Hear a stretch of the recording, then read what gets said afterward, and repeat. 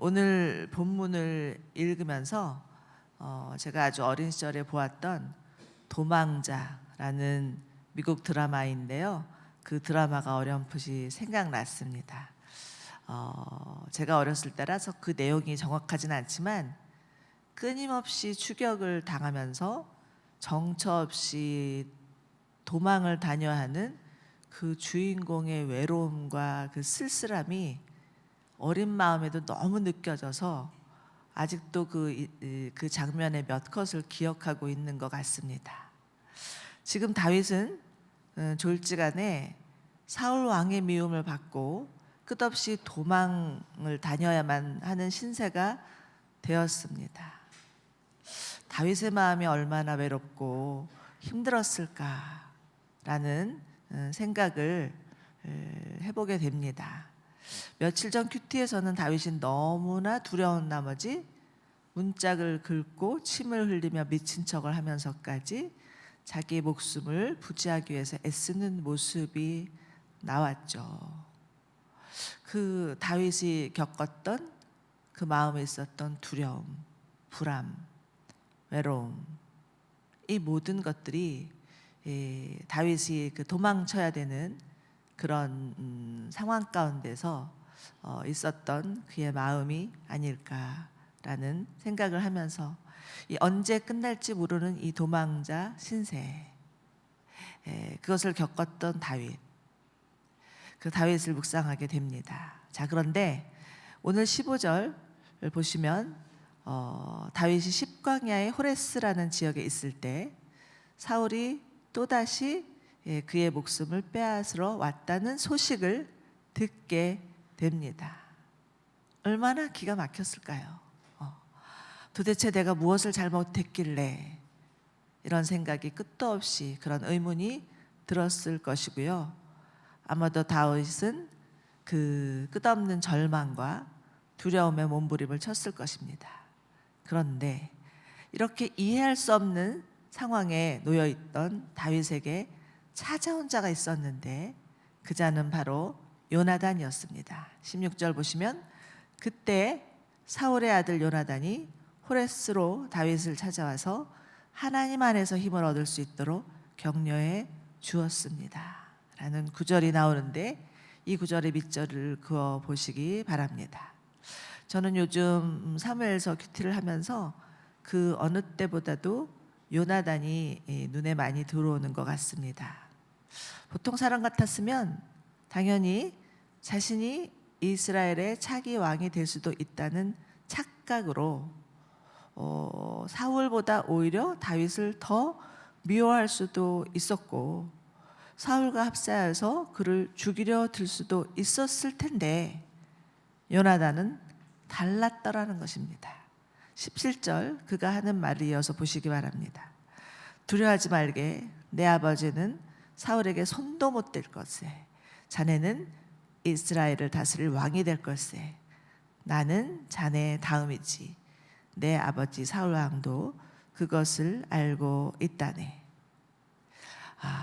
요나단이 다윗에게 하는 이 위로의 말, 과연 내가 요나단의 입장이라면 이런 말을 이렇게 할 수 있을까 하는 그런 생각이 듭니다.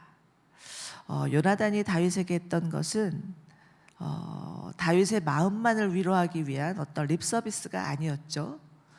그는 하나님께서 이스라엘의 차기 왕으로 다윗을 지목하고 계셨다는 것을 너무나 알고 있었고 이를 인정하고 있었고 그렇기 때문에 다윗에게 다가가서 그 하나님이 주신 약속의 말씀에 대한 분명한 확신을 가지고 다윗을 위로했던 것입니다. 16절 다시 보시면 그는 하나님 안에서 힘을 얻을 수 있도록 격려해 주었다라는 구절이 나오죠. 그의 위로는 하나님 안에서의 위로였습니다. 때로 우리는 심각한 위기를 당한 자들을 만날 때가 있죠. 무슨 말로 위로를 해야 될지 심히 고민이 될 때가 있습니다. 섣불리 위로했다가는 도리어 상처를 주는 경우도 있을 수 있다라는 거죠.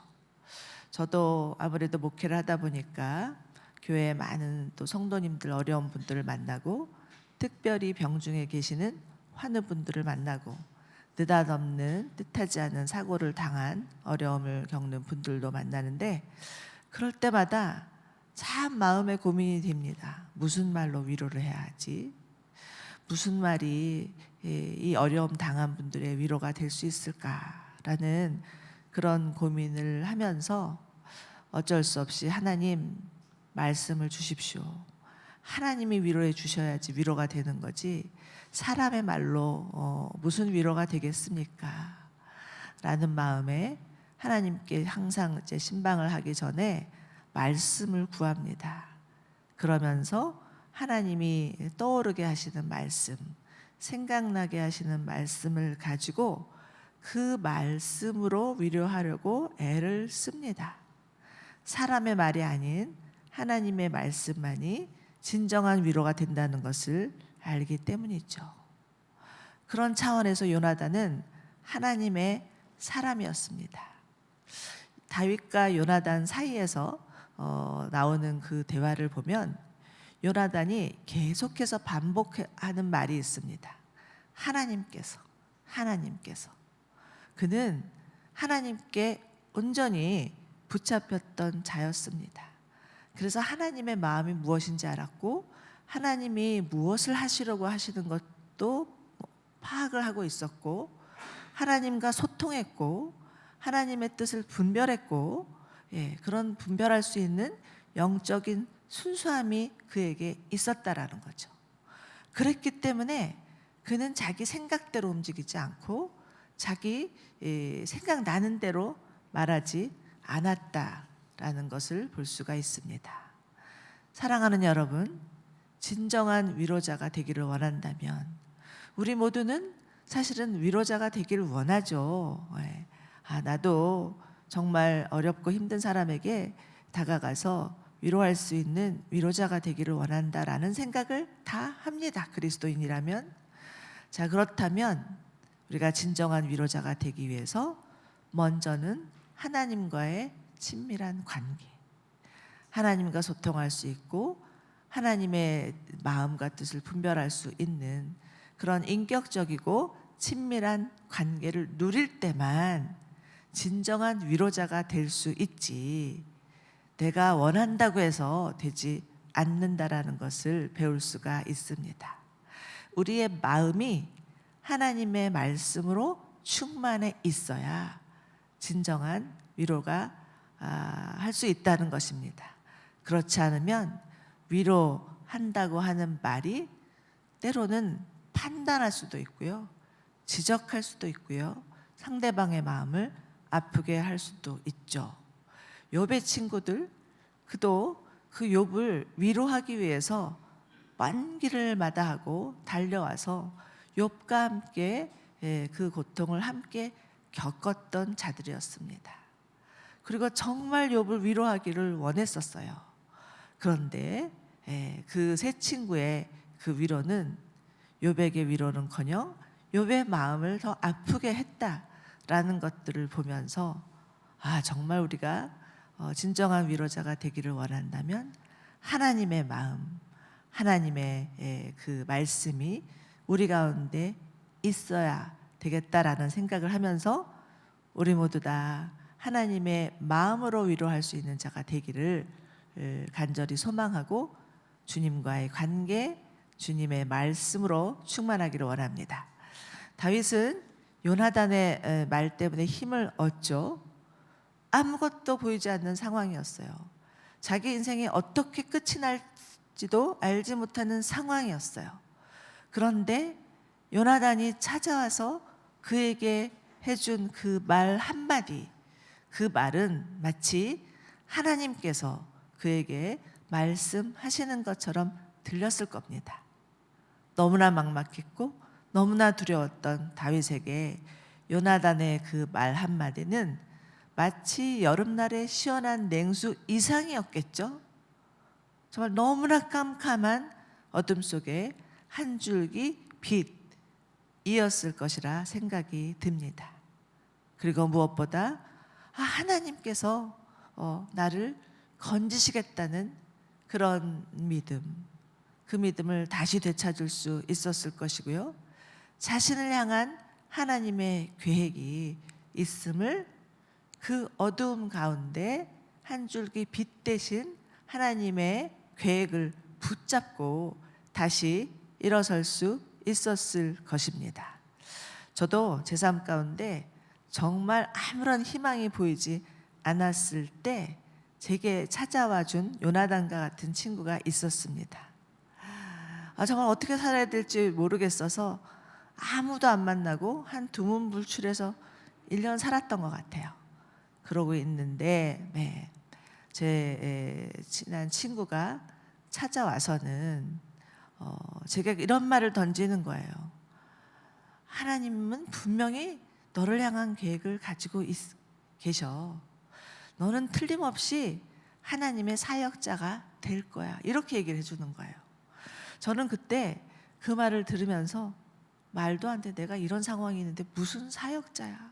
이렇게 생각을 하면서 얘는 왜 이렇게 엉뚱한 말을 하는 거지? 라고 생각하면서도 그 말씀이 마치 하나님이 저에게 말씀하시는 것 같았어요. 하나님이 저에게 아니야. 네 인생에는 희망이 있어. 너의 미래에는 소망이 있어. 라고 말씀하시는 것 같은 거예요. 희한하게. 그래서 그 말씀을 붙잡았습니다. 그래. 내 인생에도 하나님이 계획하신 어떤 계획이 있나 보다. 하나님이 이 나처럼 이런 연약한 가운데 있는 나도 사용하실려나 보다 하는 그런 마음이 드는 거예요. 그래서 제가 그 마음을 마음에 간직하고 있었습니다. 아무한테도 말하지는 못했어요. 아마 누군가에게 얘기하면 비웃을 것 같아서 말 못했는데 나중에 시간이 지나서 그 친구에게 물었어요. 언제 어떻게 그런 말을 나한테 했느냐고. 그랬더니 이 친구가 하는 말이 글쎄 나도 잘 모르겠어. 그냥 그때 하나님이 그런 마음을 주셨던 것 같아. 하나님이 그 마음을 주셔서 너한테 얘기했던 것 같아. 이렇게 얘기를 하더라고요. 지금도 그 친구와는 함께 동역의 관계가 되어서 너무 주님 안에서 또 귀하게 함께하고 있습니다. 18절 보면 그런데 다윗과 요나단은 여호와 앞에서 언약을 맺었다라는 구절이 나옵니다. 여기에도 밑줄을 그어 보시기 바랍니다. 특별히 언약에 밑줄을 그어 보십시오. 이들의 우정이 계속될 수 있었던 것은 그들 사이에 하나님이 계셨고 하나님 안에서 언약의 관계를 맺었기 때문이라는 거죠. 여러분, 언약의 관계라는 것은 하나님이 맺어준 관계를 말합니다. 즉, 두 사람 사이에 하나님이 개입하고 계시다는 거죠. 이들의 우정이 이 어려운 상황에서도 지속될 수 있었던 것은 그들 사이에 하나님이 계셨기 때문입니다. 만약 너와 나 두 사람만 있었더라면, 두 사람의 관계만 있다면 언제든지 변할 수 있고 배신할 수도 있고 하지만 하나님이 그 사이에 함께 하셨기 때문에 변치 않는 관계를 이루어갈 수 있다라는 거죠. 여러분, 그런 차원에서 그리스도인의 결혼은 언약이고 예수 안에서 만나는 모든 관계는 언약의 관계입니다. 하나님이 맺어주신 언약의 관계, 부부, 부모, 자녀, 또 우리가 주님 안에서 만나는 동료들 모두 다 언약의 관계입니다. 하나님이 우리의 관계 가운데 계시면 그 관계는 깨어지지 않고 영원히 지속될 수 있다라는 거죠. 여러분, 기하학에서 가장 안정적인 도형이 삼각형이라고 합니다. 삼각형이 그 어떤 도형보다도 가장 안정된 도형이라고 얘기하죠. 우리와 우리의 그 인간관계 사이에 하나님이 계시다면 그 하나님으로 인해서 가장 안정된 삼각관계, 그 인간적인 삼각관계 말고 하나님 안에서 가장 안정적인 언약의 관계, 삼각관계를 이룰 수 있다는 것을 믿으시고 우리의 관계, 남편과 아내의 관계, 부모와 자녀의 관계, 동료들의 관계가 언약의 관계인지를 살펴보시고 만약 우리의 관계가 흔들리고 깨어지고 있다면 주님이 개입하여 주십시오. 주님이 간섭하여 주셔서 다시 회복해 하여 주십시오라고 기도할 수 있는 저희들 되기를 소망합니다.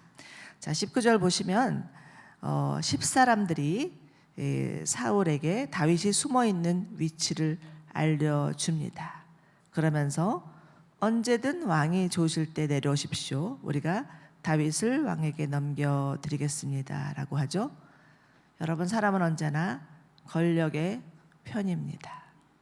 또 이에 사울은 그 말에 동조하면서 마치 천군 만마를 얻은 듯 기뻐하면서 다윗을 찾을 수색전에 나서죠. 23절 보시면 다윗이 갈 만한 은신처를 모두 알아내고 정확한 정보를 가지고 내게 나오라라고 그들에게 명령합니다. 그래서 10사람들은 이 다윗을 찾기 위해서 샅샅이 돌아다니게 되죠. 19절을 보면 10사람이 나오는데 아래 영어 성경을 보십시오. 거기 보면 the 지파이 이렇게 나오죠. 집이라는 단어가 앞에 나오는 것을 보시기 바랍니다. 미국에서는 우편 번호를 집 코드라고 해요. 그 집 코드라고 한 이유가 이 10사람에서 따왔다고 합니다. 다윗을 이잡듯이 잡아내기를 원해서 막 곳곳을 수색하며 돌아다녔던 것처럼 정확하게 주소를 알아내야 된다는 의미에서 그렇게 이 지바이에서 따와서 집코드라고 했다는 그런 말이 있습니다. 25절 보면 다윗이 마온 강야에 머무르고 있을 때 그가 또 사울과 그의 군사들이 자기를 찾기 위한 수색전에 들어섰다는 소식을 듣게 되죠. 또 사울이 자신을 쫓기 시작했다는 소식을 듣게 되면서 사울과 다윗은요, 이들의 관계는 계속해서 쫓고 쫓기는 신세가 되어버립니다. 다윗은 또다시 마음이 어려워졌겠죠. 그가 정말 그 사울을 생각하면서 얼마나 여러 가지 감정이 교차되었을지 그가 지은 시편을 보면 너무나 잘 알 수가 있습니다. 그가 지은 그 시편 대부분은 탄식시라고 하죠. 그런데 그 중에서 한 시편만 잠깐 발췌해서 보도록 하겠습니다. 시편 13편을 보시면 다윗이 이렇게 하나님께 호소합니다. 여호와여, 어느 때까지입니까? 영원히 잊으셨나이까? 주의 얼굴을 나에게서 어느 때까지 숨기겠나이까?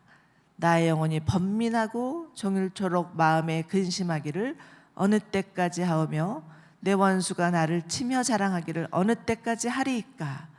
여호와 내 하나님이여, 나를 생각하사 응답하시고 나의 눈을 밝히소서. 두렵건대 내가 사망의 잠을 잘까 하오며 두렵건대 나의 원수가 이르기를 내가 그를 이겼다 할까 하오며 내가 흔들릴 때마다 나의 대적들이 기뻐할까 하나이다.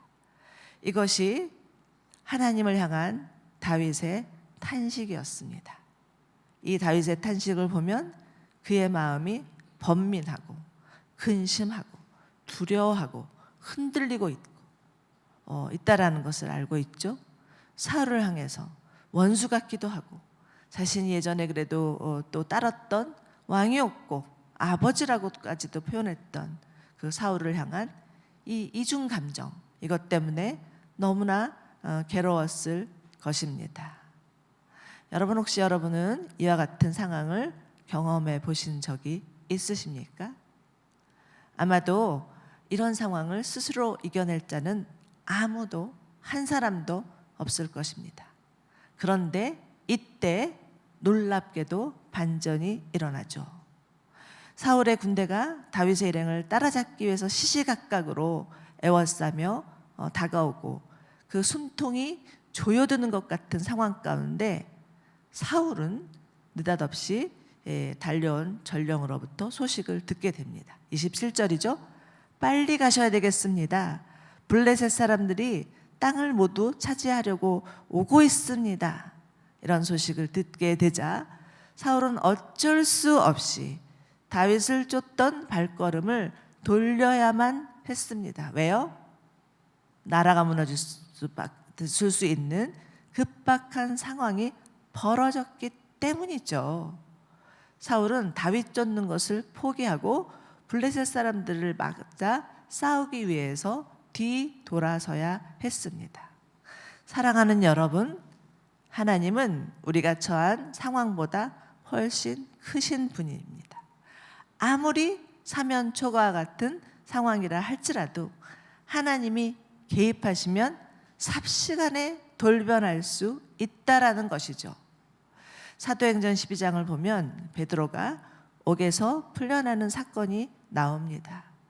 그런데 그때 상황은 어떤 상황이었냐면 헤롯 왕이 교회를 박해할 작정을 하고서 이미 예수님의 그 제자 야고보를 죽인 상황이었고 유대인들은 너무나 다 두려워서 벌벌 떨고 있는 상황이었습니다. 베드로가 옥에 갇히자 유대인들은 또 성도들은 기도하죠. 하나님 앞에 간절히 베드로가 정말 그 죽음에서 건짐받기를 기도합니다. 그런데 교회가 베드로를 위해서 간절히 기도하고 있을 때 하나님의 개입하심으로 천사가 나타나서 옥문을 열고 베드로가 나오고 또 기도하고 있는 회당에 가서 또 나타나는 장면이 나오는데 기억하고 계시죠? 그때 사람들의 반응이 어떠했는지도 아시죠? 그 베드로를 첫 번째 목격한 아이가 가서 베드로가 나왔습니다 이렇게 얘기했더니 사람들이 네가 미쳤구나 이제 이렇게 완전히 상황이 반전된 거예요. 어떻게 이런 일이 일어날 수가 있을까라고 생각했는데 하나님이 하셨다라는 것입니다. 여러분, 하나님은 반전의 하나님, 우리의 기도를 들으시는 하나님이십니다. 어느 교회가 상가 2층을 빌려서 예배를 드리고 있는데 아래층이 술집이었다고 하죠. 너무나 밤마다 시끄러워서 하나님 술집 문 닫게 해주세요 라고 열심히 기도했더니 어느 날 술집에 불이 나서 문을 닫게 됐죠. 그랬더니 술집은 교회가 기도해서 불났다고 하고 교회는 아니라고 하고 이런 일이 벌어졌다는 재미있는 예화가 있지 않습니까? 여러분, 하나님은 우리 인생에 개입하시는 하나님이십니다. 우리가 아무것도 할 수 없을 때 정말 기가 막힌 상황에서 마치 웅덩이에 빠져서 도저히 꼼짝달싹 할 수 없는 상황에 놓여 있을 때 그때 딱 하나 열린 곳이 있는데 하늘의 창, 하늘이라는 것을 기억하시기 바랍니다. 하나님을 향하여서 기도할 때 하나님께서 들으시고 이스라엘 백성들을 출애굽하게 하셨던 것처럼 베드로를 열고 감옥에서 나오게 하셨던 것처럼 다윗을 사울이 그 쫓기는 가운데서 상황을 반전시켜서 다윗의 목숨을 부지하게 하셨던 것처럼 하나님께서 우리 인생에도 개입하여 주셔서 도우시고 보호하여 주신다는 것을 믿으시기 바랍니다. 자, 28절 사울이 다윗 쫓던 것을 그만두고 돌아갔다 하여서 그곳을 셀레하마 느곳이라 부르게 되었다라고 기록하고 있는데 이 셀레하마 느곳이란 분리하는 바위라는 뜻이라고 옆에 되어 있죠. 하나님께서 친히 개입하심으로 다윗은 사울로부터 분리되었습니다. 그리고 하나님의 보호하심으로 엔게디 요새, 이곳에서 다윗은 한창 살았던 것 같아요. 그러면서 이곳에서 하나님께서 그에게 용사를 보내주시고 그들로 하여금 다윗의 왕국을 준비할 수 있는 시간을 주셨던 것이 엔게디 요새였습니다. 자, 여러분, 제가 조금 전에 시편 13편을 읽어드렸는데 시편 13편은 제가 읽어드린 것으로 끝나지 않습니다. 그리고 그 뒤에 다윗은 이런 고백을 하죠. 나는 오직 주의 사랑을 의지하여 싸우니 나의 마음은 주의 구원을 기뻐하리이다. 내가 여호와를 찬송하리니 이는 주께서 내게 은덕을 베푸심이로다. 완전히 반전이 일어나죠. 다윗의 탄식에서 찬송으로, 슬픔에서 기쁨으로 변하는 것을 볼 수가 있습니다. 여러분, 하나님은 우리가 처한 곤경과 어려움을 모른 채 하시는 분이 아니십니다. 결정적인 순간에 개입하셔서 건지시는 반전의 하나님이심을 믿으시기 바랍니다. 다윗이 이러한 하나님을 경험한 것처럼 우리의 삶 가운데서도 이런 하나님 만나는 은혜가 우리 모두 가운데 있기를 원합니다. 그래서 우리의 마음과 입술에서 하나님을 찬송하고 하나님을 기뻐하는 노래가 그치지 않기를 소망합니다.